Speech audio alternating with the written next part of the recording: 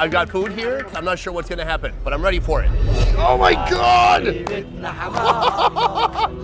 Holy cow! I was not expecting this.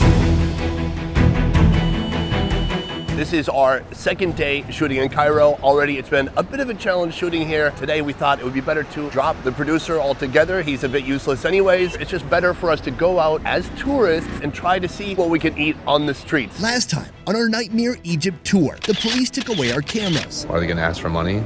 No idea. Then when we tried to shoot with iPhones, they asked us to delete our footage. This is what it's like to shoot here. Now, the smart move is to leave Cairo, but I never claimed to be smart.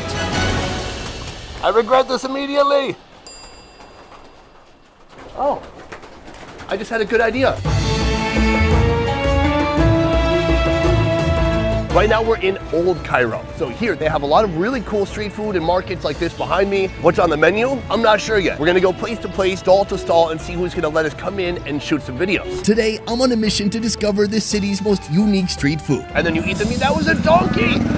Food I never expected to find here. It is so tender, it is wild. From sheep heads, My tongue will meet this tongue, let's go. all the way to pigeons. Oh my God, it's happening! This place is full of exotic surprises. Oh guys, what is going on in here? Hopefully, we won't have another surprise police encounter. This guy behind me, he could be police. But I guess I'll have to find out. But probably not. Right after breakfast.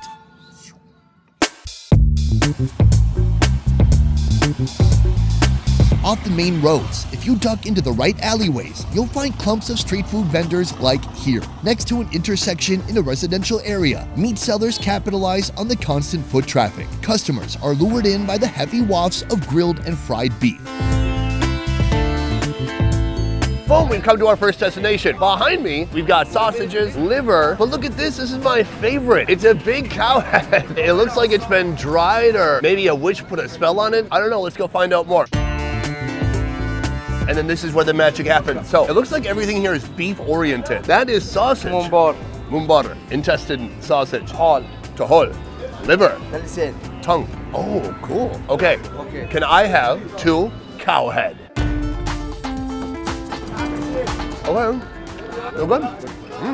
It's just beefy. There's no real seasonings in it, and it tastes like it's been braised for like 4 or 5 hours, but this should be in something.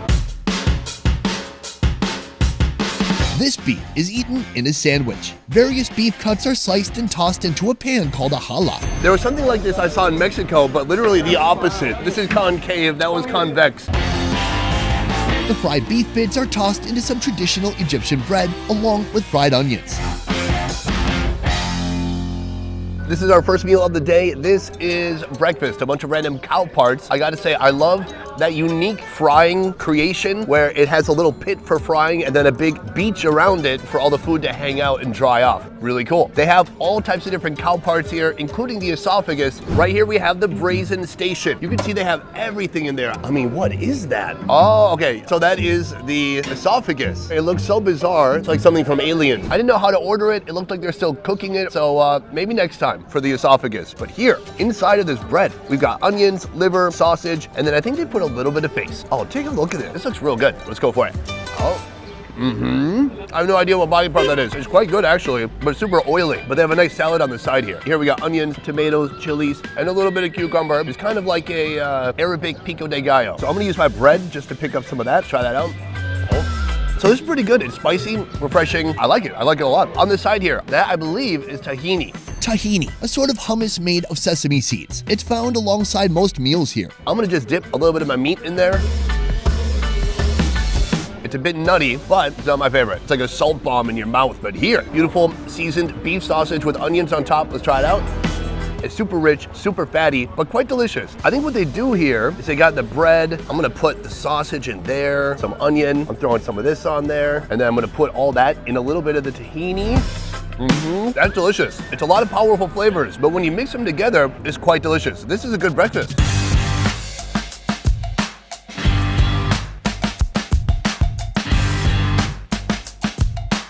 Egypt is a Muslim majority country, which means most follow a strict halal diet. This means no pork, no reptiles or other animals some might consider extreme meats. But when it comes to the animals they do eat, like lamb, well, people here eat everything, including the head and face. Behind me, a very popular street food stall here. It's all about all the offcuts from the sheep. So you're gonna see head, stomach, organs, sausage. I saw sausage too. The sausage is gigantic, by the way. I was very impressed by it. Not jealous, just impressed. Oh my God, come take a look. So right here, we have just an inordinate amount of different sheep parts. Here, these lamb heads are boiled in local spices for hours until the meat and fats break down and become incredibly tender. I have a big plate with the sheep head. Everything. Although this meat may seem exotic to some, here, it's no big deal. Oh, he just cut me off a little piece of sausage here. That looks awesome. There's tons of rice in there. Let's try it out. It's spicy and very tomatoey and full of rice and some animal fat too. That's good. So my plate here, he's finishing it right now. Oh, he's put some salt on it, some pepper. Oh, yes. Take a look at this. So many different foods. Time to sit down and eat. Let's do it. So far, so good. No one really seems to give a crap what we're doing right now. And most of the vendors we've gone to have been pretty nice. This guy was a little impatient at first until I dropped 100 pounds, just like $6.30. And I said, hey, fill up a plate. That's what he did. And he's been very happy to accommodate any of our requests ever since. Here, we have a broth. This reminds me of meat that I've had in Mexico where they braise the meat forever and they take the juice, because when you braise it for a long time, a lot of the fat flavor is gonna go out of the meat and then into the broth. So we have that, we have some bread, and there always seems to be some kind of a little bit of a salad on the side too. All right, let's get into it. First, this is the tongue. I'm gonna rip the tongue off of here and then I'm gonna hit it with the lime and try it out. Slimy, yet satisfying. There's something about it. It's got personality. Very nice. All right, next let's try the brain. Here you can see all the ridges in the brain. You know, they say the more ridges you have, the smarter you are. So maybe the sheep knew several languages. It was probably a polyglot. I'm gonna put this on the bread and treat it like a topping for the bread. All right, this is my little brain taco. Let's try it out. I can't do like a, oh, that's so delicious, yummy face, like I just ate delicious scallop or something. It is brains. It is creamy, it's bold. I probably put too much of it on there. If you're looking to get gout so you can get disability leave, I recommend eating this every day. I'm gonna try this broth now. Oh, wow, that is muttony. If you are not a mutton fan, I mean, that is pure mutton distilled down into a juice. Electrolytes. All right, let's see what else they have in here. Oh, right here. This was in probably the inside of the cheek somewhere, so I'm gonna try that.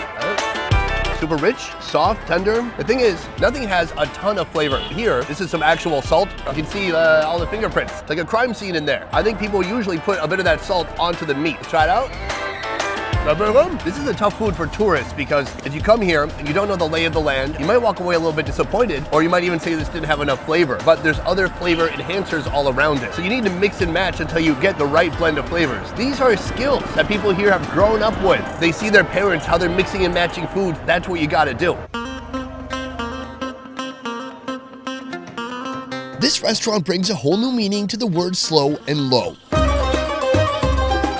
This place is called Nefa, named after the dish they sell, El Nagahi, named after the owner, who cooks a lamb. So mouth-watering, it sells out each day. We have come to our next destination. I'm with the chef right now, and take a look at this. This is something completely magical. Sheep that's been cooked underground. He's pulling the bones out now, and it's so soft. It looks so delicious. Look at that, that's like a shoulder blade or something. Can I have that? I'm gonna pull this meat right off of the bone. Oh, that looks so juicy. Take a look at this. This here is the Nefa. It's been around for more than 100 years. A lamb cooked in an underground oven without any spices or seasonings. The flavors come from the high-quality wood and fresh meat. It's cooked low and slow until every cut is fall off the bone soft. I'm gonna try it out. Oh, wow, that is delicious. Soft, sticky, tender. Oh, He said it melts in your mouth.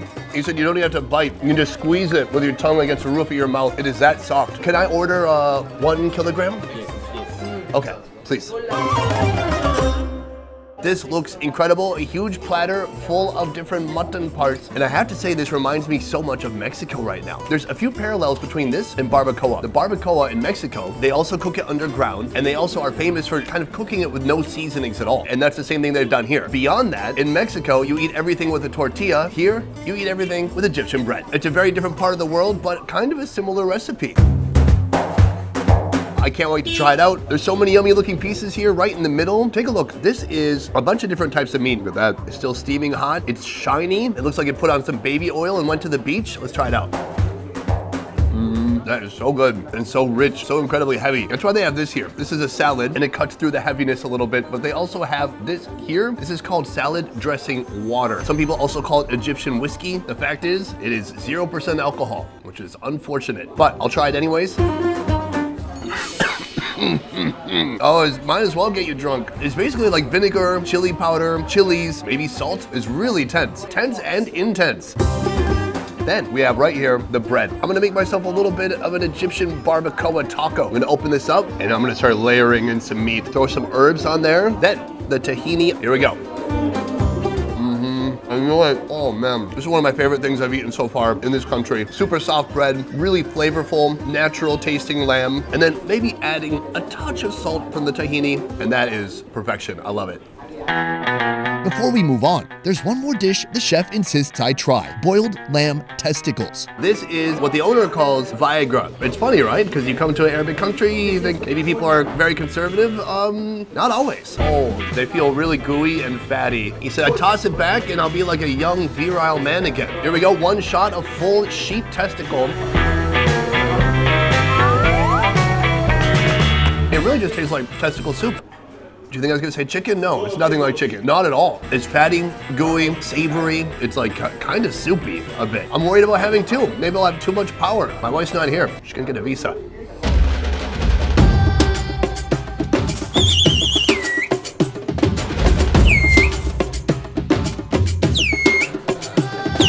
Right now, we're going to the very top of a building, a rooftop. Here in Cairo, there's not a lot of space, but they've got rooftops, and here they keep something very special. Let me show you.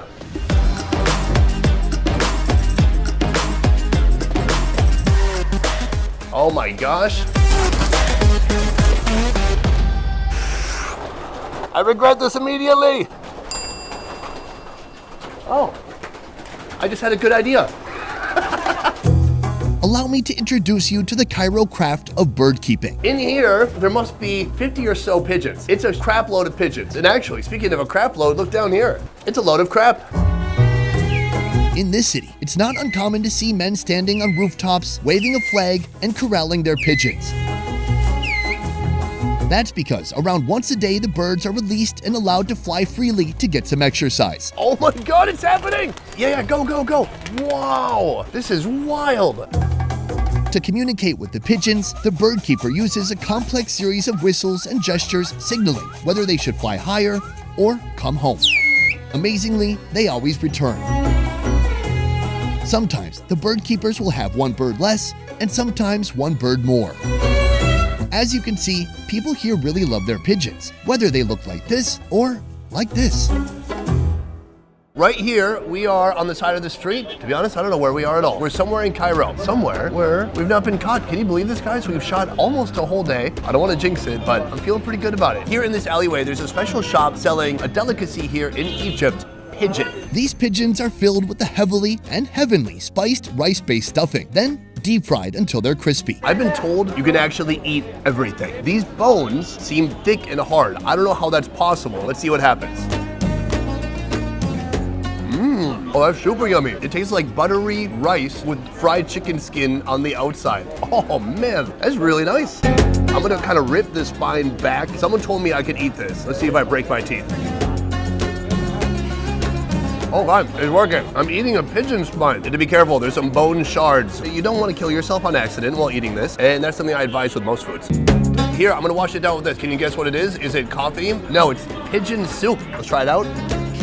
Oh wow, oh my God, like pure fat. I think if this got to room temperature, it would turn solid like butter. Wow, that's just pure richness.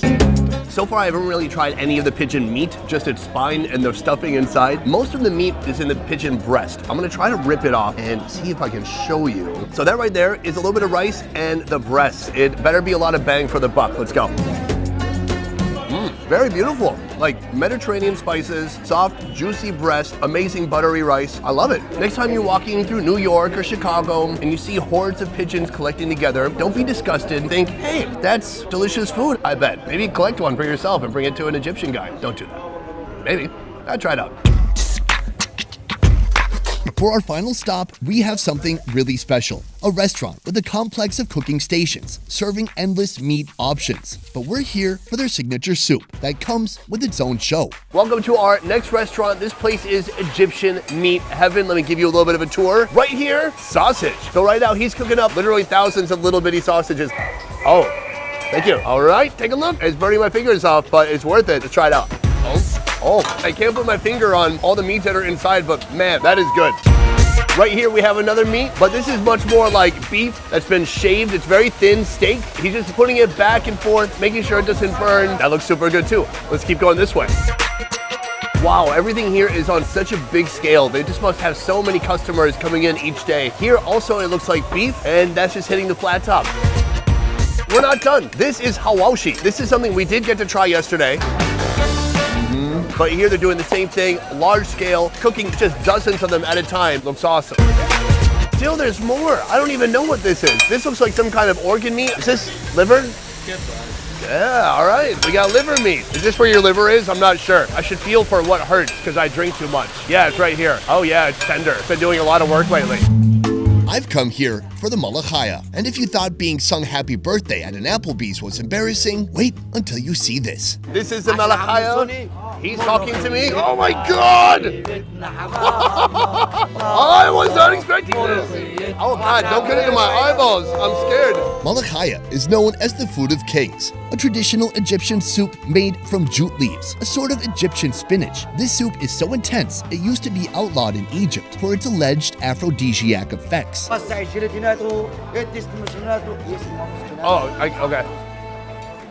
And just like that, it's over. Here, we have a whole table full of food. Let's do a little bit of a tour. We got some of the classics, the bread, the salad, the tahini. And then here, this is what they just poured out. This is the malachaya. I think I'm saying it right. Maybe I need to put in some more kh, but I'll work on that later. Here, this is what I'm gonna start with right here. This is hoof soup.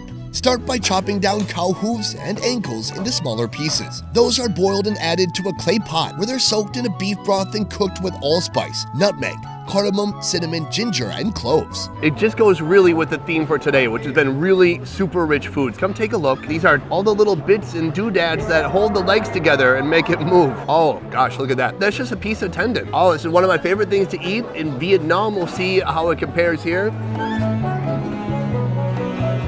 Very rich. That's like the word of the day. It's like I don't even need chapstick now. It has oiled up my lips. Oh, let me get some of that broth. It looks like something Exxon would be responsible for. Woo. Oh, it's so just greasy, but I love it.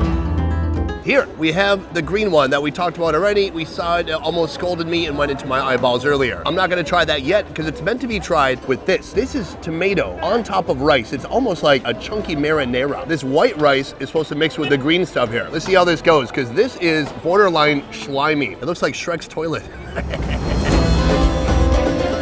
So we've got our rice, a little tomato, a little of the malachai. I just like saying it. It makes me feel like I know Arabic. Try it out.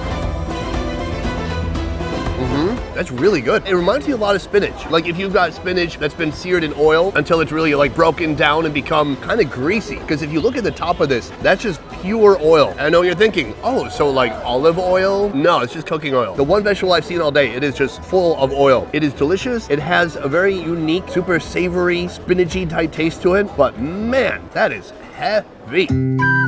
I think I might explode if I take one more bite of anything. I can tell that people here in Egypt, at least in Cairo, they love heavy food and they love their meat. Tons of mutton, tons of beef. There's chicken out there too, but we didn't have that today. Otherwise, that is a pretty successful day too. I can't complain. We went to 6 places and honestly, no police. How's it possible? Maybe we're gonna get through this series after all. Fingers crossed. Let's see.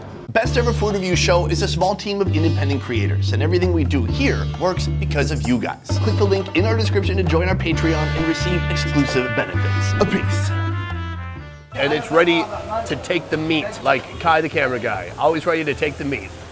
He put hearts. So it looks like something from Aliens, but no, it is Zabuchar. Zabuchar. Ah, I learned another Arabic word, Zabuchar. I think he's saying he's the butcher. As always, I'm gonna eat all of the rest of this all by myself, and then after that, we'll go to our next destination. I will do that off camera.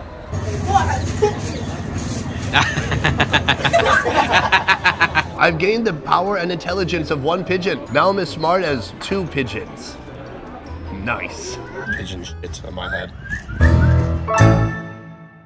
Guys, that is the end of our second video in Egypt. This place is tough to shoot in, but we're making it through. It's also tough to know who to trust when you're here, but I can tell you today, halfway through the day, we ended up working with iEgypt Tours and Travel. They were a huge help, just something you should know if you do end up coming here for some reason. That's who I would work with. Otherwise, that is it for our second video. We have a few more to come, and let me tell you, after this, we are leaving Cairo. We're heading into the desert. We're going to a camel market, and it's gonna get effing crazy. Jeez. That's it for this one. Thank you so much for watching. I will see you next time. Peace.